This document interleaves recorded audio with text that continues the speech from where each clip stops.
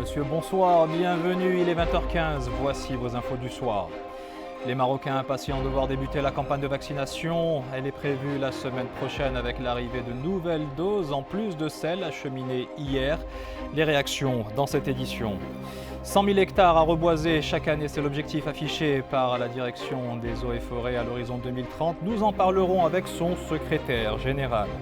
En seconde partie d'Infosoir Week-end, nous atteindrons des sommets avec du foot, du hand et de l'alpinisme dans le tour d'horizon de l'actualité sportive de Jamel Oualem.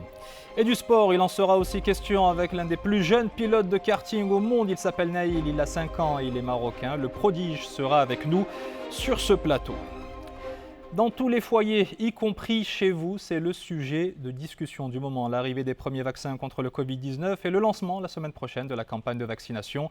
Les uns sont soulagés, les autres impatients. Quoi qu'il en soit, tout le monde espère en finir très vite avec ce maudit coronavirus. Vos réactions au micro de Mustafa Sadouni, commentées par Rita Saha. En quelques heures, ce spot du ministère de la Santé a déjà fait le tour de la toile. Il annonce le lancement de la campagne de vaccination dans le royaume, une opération que les Marocains attendaient avec impatience. Je suis très heureux de l'arrivée du vaccin. Il faut que tous les Marocains se fassent vacciner pour combattre l'épidémie. C'est une bonne nouvelle. Je suis très heureux parce que nous allons enfin nous faire vacciner.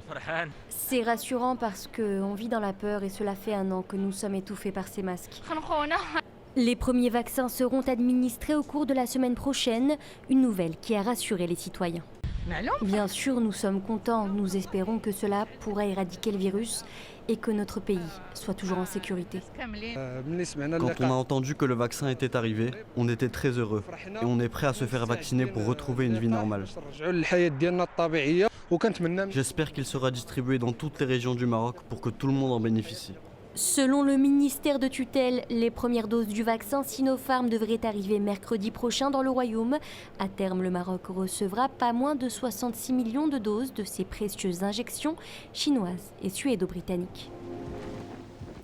Alors pour obtenir les informations relatives à la campagne de vaccination, vous pouvez envoyer un SMS gratuit avec votre numéro de CIN ou de carte de séjour au 1717. Sinon, il vous est possible également de consulter le site liqahcorona.ma. Enfin, un numéro vert est aussi à votre disposition, le 0800 000 147. Tout cela à partir de demain midi. Et toutes ces informations sont disponibles en plusieurs langues dans des spots diffusés sur 2M. Le coup d'envoi annoncé de la vaccination est un soulagement pour nous tous et en particulier pour celles et ceux qui souffrent psychologiquement du fait de cette pandémie. Des crises d'angoisse ou de soudaines phobies ont littéralement bouleversé des vies entières. Voyez ce sujet signé Nadia Lioubi et Saïd Benzizou au commentaire Salima Bnabou. La peur du virus est pour cette femme un épisode psychologique très difficile à surmonter. Pour essayer de mieux vivre au quotidien, elle a décidé de se faire accompagner. Savoir que l'on peut éventuellement être positif, déjà ça c'est très dur. Et puis les seules choses que je voyais autour de moi, c'était le nombre de morts et l'incertitude qui entourait cette maladie. Mes proches ont été là pour me soutenir et me répéter chaque jour que je n'avais pas à m'en faire et que nous allions retrouver notre vie d'avant. Ce cabinet de consultation psychologique voit depuis le printemps augmenter le nombre de visites en raison de l'épidémie de Covid-19 et de ses conséquences. Certains patients que je reçois dans mon cabinet n'ont jamais été porteurs du virus. Ils viennent chercher des réponses. Beaucoup ne savent pas comment se comporter avec la maladie ou un de leurs proches malade. Comment le soutenir, comment l'aider. Il y a ce sentiment d'impuissance très pesant que ces personnes doivent surmonter. Au-delà de la détresse psychologique liée à la crise sanitaire et aux mesures restrictives, une étude menée par le HCP révèle qu'1 Marocain sur 2 a souffert d'anxiété durant cette pandémie. Voilà qui nous amène aux principaux chiffres du bilan quotidien de la situation épidémiologique au Maroc, dont on espère bien se débarrasser après la campagne de vaccination. Aujourd'hui, il fait état de 925 nouveaux cas de contamination de coronavirus pour 1041 guérisons au cours de ces dernières 24 heures. Et dans le même temps, 23 personnes sont malheureusement décédées. Dans le dossier de la semaine en région, coup de projecteur ce soir sur la stratégie forêt du Maroc 2020-2030. Objectif affiché, réparer les dégâts causés par le déboisement sauvage qui a ravagé quelques 140 000 hectares au cours de ces 3 dernières décennies. Et dans un second temps, parvenir à régénérer 100 000 hectares de sites forestiers par an. Exemple dans la région d'Al Hoceima avec ce reportage de Fouad Azouzi et Mohamed Hajoub. Au commentaire, Jaziel Hammari. Dernière étape avant la plantation de sétuya au cœur du parc national d'Al Hoceima, l'un des projets devant contribuer à la régénération des forêts, une vaste opération qui devrait s'étendre sur 1 an et demi. Une production de près de 550 000 plants forestiers a été assurée cette année, entre autres des cèdres, des pins maritimes et des tuyas. Concernant la forêt de Tuya, elle s'étend sur 7 000 hectares dans le parc national d'Al Hoceima. Une production de plants d'arbres adaptés aux conditions pédoclimatiques de la région et qui répond ainsi aux problématiques auxquelles elle fait face, l'objectif étant en effet de remplacer les superficies dévastées par les feux de forêt. Ce programme de reboisement vise à restaurer les écosystèmes forestiers naturels dans la province d'Al Hoceima, sur une superficie de près de 1600 hectares pour 6,7 millions de dirhams. Cette campagne de reboisement a été lancée par la Direction régionale des eaux et forêts et de la lutte contre la désertification du Nord-Est dans le cadre de la stratégie forêt du Maroc 2020-2030. Elle devrait concerner au total une superficie de 57 000 hectares à l'horizon 2030. Et direction Rabat où nous attend Abdrahim Houmi. Bonsoir, vous êtes secrétaire général du département des eaux et forêts au ministère de l'Agriculture. Planter 100 000 hectares par an à l'horizon 2030, cela demande des moyens colossaux et surtout un maillage territorial important. Comment comptez-vous y parvenir ? Bonsoir. La stratégie forêt du Maroc présentée devant Sa Majesté en février 2020 a prévu de planter 600 000 hectares en 10 ans.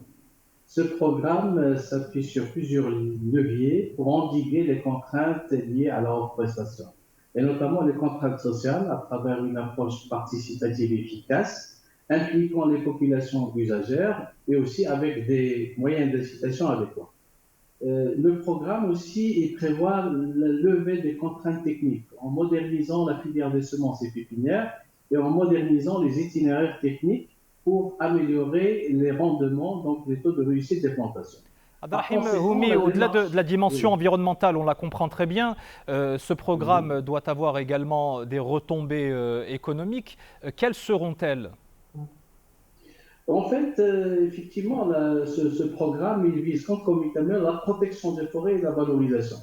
Donc la stratégie vise à atteindre une valeur marchande annuelle équivalente à 5 milliards de dirhams par an contre 2,5 milliards actuellement, et ceci grâce à l'amélioration des filières productives et de l'écotourisme. Donc la stratégie a prévu aussi donc, la création des emplois. Il y aura 27 000 postes de travail supplémentaires à créer.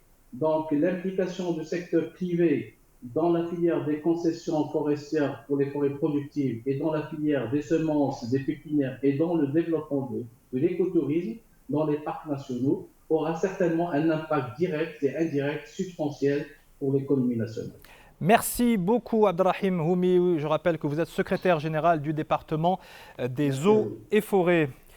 Outre le déboisement, cet autre fléau qui ravage les plantations, l'invasion d'essaims de criquets pèlerins par millions, ils ont envahi les cultures au Kenya et la catastrophe est telle que l'ONU s'est mobilisée pour compenser les pertes causées. C'est la première info de ce tour de l'Afrique en 80 secondes, piloté par Jaziel Hammari. Ces images prises depuis un téléphone portable rendent compte de la situation au Kenya. Un essaim comme celui-ci peut compter jusqu'à 200 milliards de criquets pèlerins répartis sur 2400 km². Le pays n'a pas vécu une telle invasion depuis plus de 7 décennies, une menace qui plane aussi sur les pays voisins. Les pieds dans l'eau, ces Mozambicains sont contraints de fuir l'arrivée du cyclone Héloïse. Ici, dans le district de Buzi, au nord du pays, les dégâts sont déjà visibles. Les pluies diluviennes ont littéralement inondé les côtes et les rafales de vent ont atteint les 120 km/h. Un ouragan qui a fait plus d'1 millier de sinistrés à Madagascar. À Bouzneqa, autour de cette table s'est ouvert hier le dialogue interlibyen, des discussions qui ont réuni 2 délégations représentant le Haut Conseil d'État libyen et la Chambre des représentants libyenne. Ce soir, les pourparlers ont permis de parvenir à des mesures, notamment de former et de nommer des équipes de travail réduites pour prendre les mesures pratiques au sujet des occupants des postes de souveraineté. Au cœur de Tunis, cette semaine a été troublée par des manifestations quotidiennes. Bravant les restrictions sanitaires liées au Covid-19, ces citoyens n'en démordent pas. Au total, près de 1000 personnes ont été interpellées par les forces de l'ordre. Un scénario qui intervient quasiment 10 ans, jour pour jour, après le départ de Ben Ali. La Tunisie où ces affrontements sont suivis de près par les médias locaux, chose qui était inenvisageable il y a 10 ans. Il faut dire que depuis la révolution du jasmin, il souffle sur la presse tunisienne un vent de liberté. Voyez ce sujet d'Amina Ben Khalq. Dans les salles de rédaction tunisiennes, l'ambiance est beaucoup plus détendue depuis quelques années. L'ère Zine El Abidine Ben Ali est bel et bien révolue. Et cela se ressent selon les journalistes qui travaillent librement sur le terrain. Un rêve d'il y a 10 ans qui s'est concrétisé. On a passé de la phase de média gouvernemental vers un média public. Maintenant, on tend à consolider notre expérience dans cette nouvelle approche qui est vraiment nouvelle pour les journalistes, pour le directeur, pour les rédacteurs en chef et tout ça. Donc, c'est la phase maintenant de la stabilité. Une phase de stabilité pour les professionnels des médias qui peuvent désormais aborder tous les sujets, à condition de respecter la déontologie journalistique. Nous pouvons traiter des sujets qui fâchent, des sujets comme la justice transitionnelle, comme le suivi des mouvements contestataires et des mouvements sociaux, la dénonciation des effets de certaines industries sur l'environnement, mais également la dénonciation toujours des abus policiers. Le débat responsable autour de ces sujets a permis à la Tunisie de réaliser plusieurs avancées démocratiques, comme l'esprit du compromis qui a régné en 2014 lors de l'élaboration de la Constitution, ou encore le succès du dialogue national qui a valu aux Tunisiens le prix Nobel de la paix en 2015. Vous êtes bien dans InfoSoir Week-end, ne zappez pas. Dans un instant, vous assisterez à une session d'électroacupuncture, une pratique de plus en plus tendance qui aurait de nombreux bienfaits sur le corps et l'esprit. Pour se sentir bien, rien ne vaut le sport et ce n'est pas Jamal Oualem qui vous dira le contraire. Il nous dévoilera aussi ce qui fait l'actu en ce moment. Et à la fin de cette édition, nous recevrons Hicham Idelkaïd. Vous le connaissez peut-être comme thérapeute. Cette fois, il nous revient avec son tout premier titre, Nti Alia. Avant cela, je vous propose de faire un crochet par l'Espagne. Nous attend l'artiste Mohamed Azougar. C'est Mohamed, bonsoir. Vous avez 39 ans, vous êtes originaire d'Al Husseima et vous avez participé à l'émission Arabs Got Talent en 2016. Et ce soir, vous avez voulu nous montrer l'étendue de votre talent à travers un hommage. Dites-nous un peu ce que vous allez faire. Assalamu alaikum. اولا مساء الخير عليكم، شكرا على الاستضافه. كما كتشوف لقيتيني خدام اليوم مع كبير عندي انني غندوز على الشاشه ديال دوزين، ولهذا قررت انني نهدي واحد الهديه للطاقم ديال دوزيم والجمهور المغربي ككل. اي دونك نخليوها مفاجاه ونخدموا عليها شويه ونستعجلوا باش مفاجاه فعلا. Et on vous retrouve Mohamed Azougar à la fin de cette édition pour découvrir ensemble votre tableau. En attendant, je vous invite à une session de bien-être avec une pratique de plus en plus répandue. Vous connaissez l'acupuncture, eh bien voici maintenant l'électroacupuncture. Vous n'êtes pas au courant, eh bien Isa Sharqi et Mohamed Chhima vous mettent au jus. Regardez.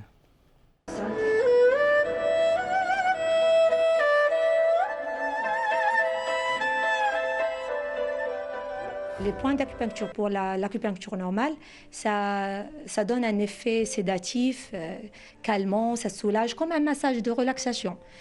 Mais l'acupuncture, électroacupuncture, c'est tout à fait différente. On traite les maladies par l'électroacupuncture à travers des points d'acupuncture du méridien.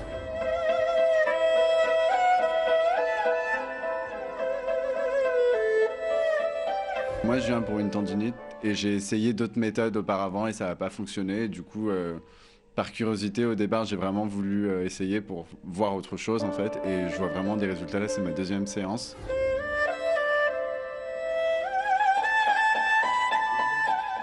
Ça aide à soulager les maladies rhumatismales, les douleurs. Et aussi, on peut utiliser l'électroacupuncture pour soulager les maux de tête, le stress, l'insomnie.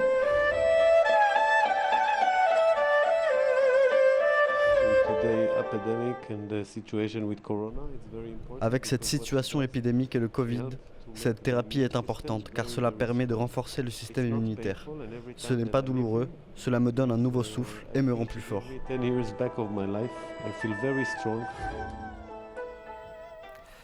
Le coup de chapeau de ce soir, il est pour Youssef Abou Amira. Ce jeune Palestinien de 24 ans est né à Gaza, sans jambes et avec des bras partiellement développés. Et cela ne l'empêche pas d'être ceinture orange de karaté et de subir des sessions d'entraînement que nous, avec tous nos membres, serions incapables de suivre. D'ailleurs, son propre coach est impressionné par sa maîtrise du bâton, sans oublier le fait qu'il est par ailleurs diplômé en droit.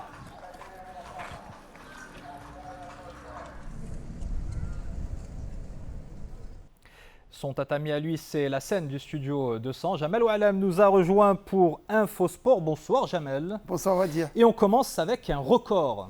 Avec 760 buts en match officiel, Cristiano Ronaldo est devenu pour les statisticiens du football le meilleur buteur de l'histoire. Ce record, l'attaquant portugais l'a pulvérisé cette semaine lors de la victoire en Supercoupe d'Italie face à Naples.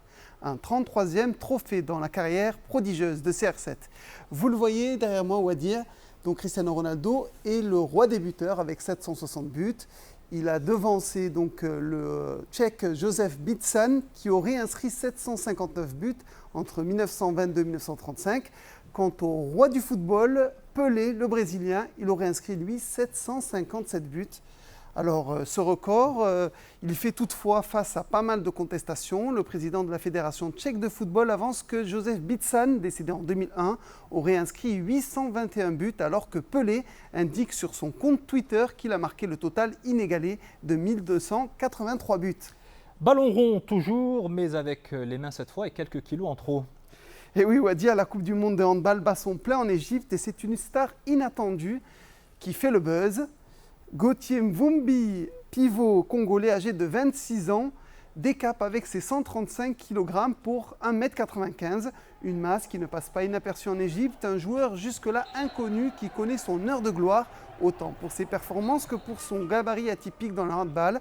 Il a été comparé au célèbre ancien basketteur américain Shaquille O'Neal, un beau bébé de 147 kg pour 2,16 m. Et là où cette histoire devient incroyable, c'est que la légende de la NBA a interpellé Gauthier Mvumbi dans un post sur les réseaux sociaux.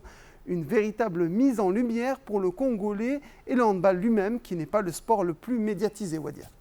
Oui, vous savez pourquoi est-ce qu'il marque des buts? Parce que les défenseurs ont peur de lui, tout simplement. Pour finir, on atteint des sommets.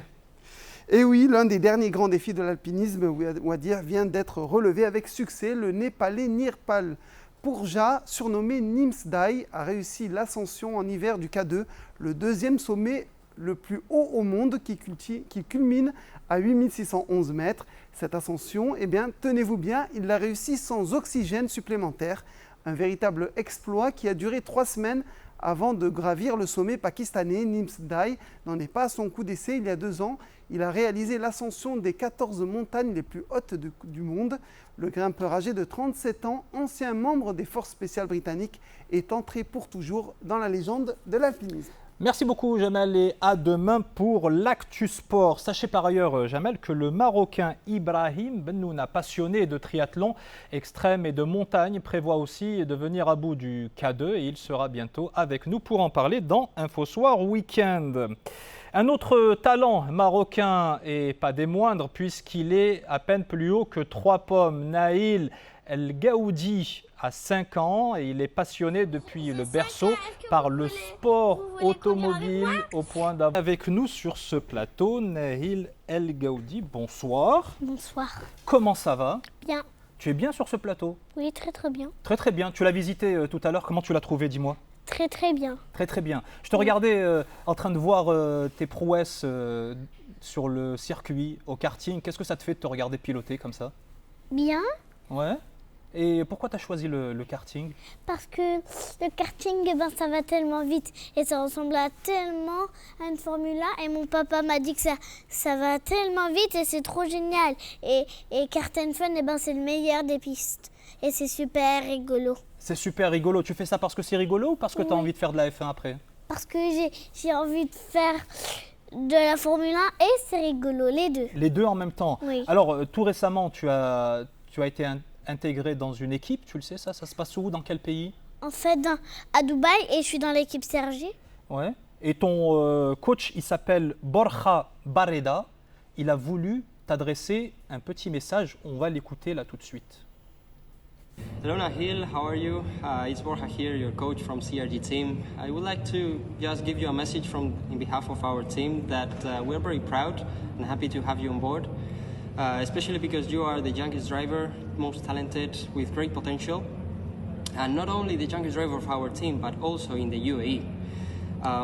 Please stay focused and we will wait you in 2 weeks where we have a race in Abu Dhabi Formula One Just Marina track. And see you there. Qu'est-ce que ça te fait de l'entendre ton coach? J'ai pas besoin de te traduire parce que tu parles très bien anglais. Speak English very well. Of course. Yes. Yes. Qu'est-ce que ça te fait d'intégrer une équipe comme ça? Très très bien. Ouais. En fait, eh ben, j'ai deux coachs. Il y en a un qui s'appelle Bradra et il y en a un qui s'appelle Nacho. Et lequel tu préfères? Les deux. Les deux. Et dis-moi, qu'est-ce que ça te fait quand tu es dans un kart et que tu vas comme ça à toute vitesse sur les pistes? Très très bien et j'aime beaucoup. T'aimes beaucoup? Qu'est-ce que Oui. tu veux faire plus tard? Dis-moi, c'est quoi ton rêve? Ensuite, eh ben, mon rêve, c'était d'être le premier champion du Maroc de la Formule 1 que personne n'était de la vie. Personne n'était de la vie, c'est vrai qu'il n'y en a pas eu. Et tu veux faire ça dans combien de temps? Je sais pas. Tu sais pas? Le plus tôt possible. Là, on va commencer tout doucement avec le karting. Tu as une course très bientôt, je crois, à Dubaï aussi. Oui, très bientôt, j'ai une course. Et tu comptes bien gagner? Oui. Et ça te fait quoi quand tu es sur le podium? Ça- C'est laquelle démarche d'ailleurs que tu préfères sur le podium? La première, la deuxième ou la troisième? La première et la Forcément. deuxième. La première et la deuxième. Oui. Et ça te fait quoi quand tu es sur le podium? Ça me fait que je suis content et aussi ça me fait que j'ai toujours rêvé d'être sur le numéro 1 et gagner toutes les courses de ma vie. Eh bien, c'est tout ce qu'on te souhaite, tu sais quoi? Et quand tu seras champion de Formule 1, le premier Marocain de l'univers et de toute la vie, bah, tu reviendras ici pour nous en parler, d'accord? D'accord. Merci beaucoup d'avoir été avec nous, Naïl. C'est très très gentil à toi. Tu vas rester un petit peu avec nous. Regarde, je vais donner une autre info et ensuite tu vas retrouver tes parents qui t'attendent juste à côté dans les coulisses. À présent, cette belle découverte dans l'Oriental, effectivement, des plus anciennes inscriptions rocheuses découvertes en Afrique du Nord.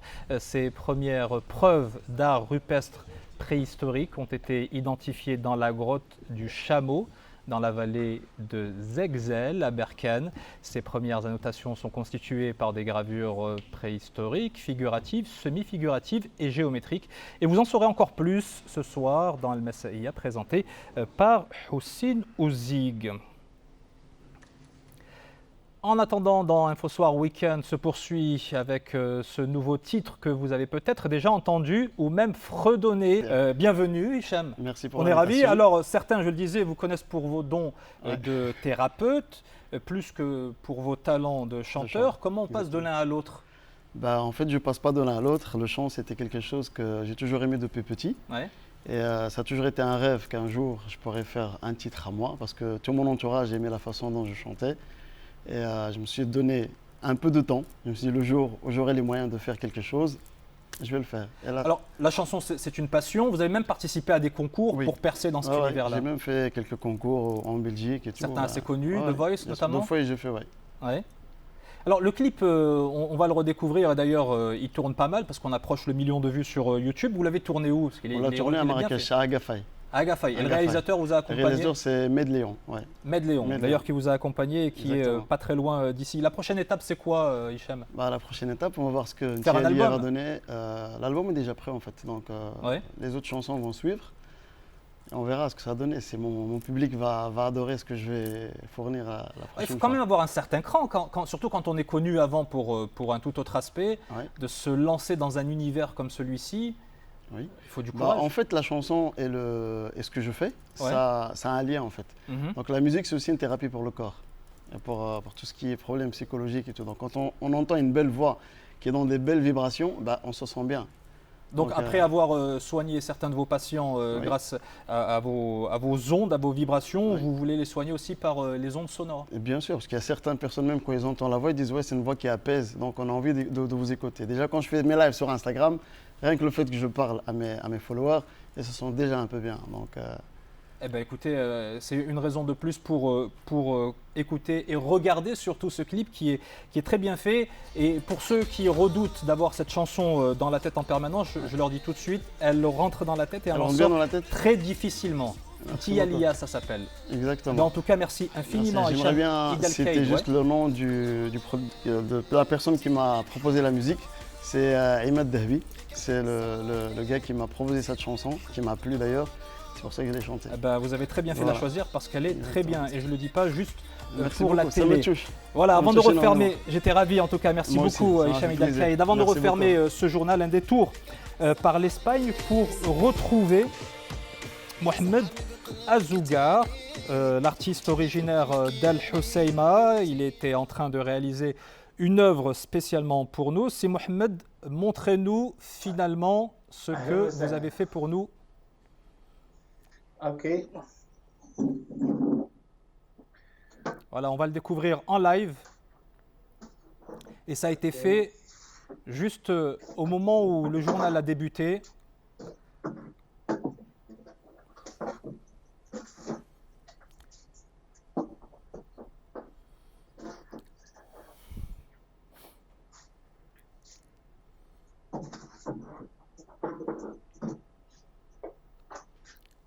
Voilà, l'apparition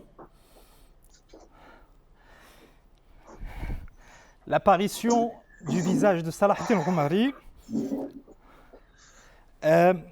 Mohamed Azougar, كلمة بالأمازيغية بالريفية بالخصوص.